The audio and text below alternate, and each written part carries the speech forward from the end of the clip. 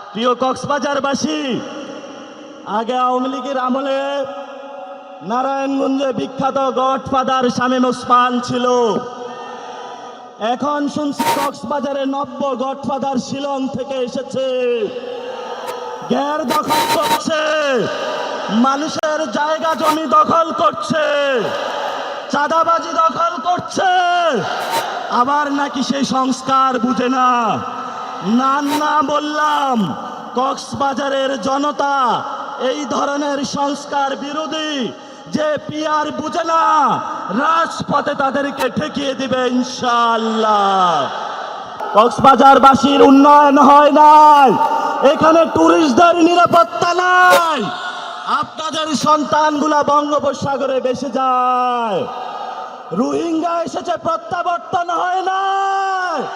পুরা বাংলাদেশ দেখেছে সমস্যা হয়েছে কক্সবাজারবাসীর।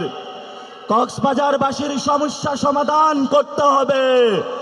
আপনারা এনসিপির সাথে থাকবেন। প্রিয় কক্সবাজারবাসী, আপনাদের সুখে দুঃখে ভবিষ্যতে ইনশাআল্লাহ এনসিপি পাশে থাকবে।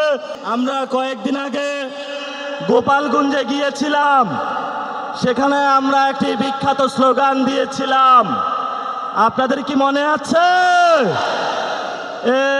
মুজিববাদ মুজিববাদ।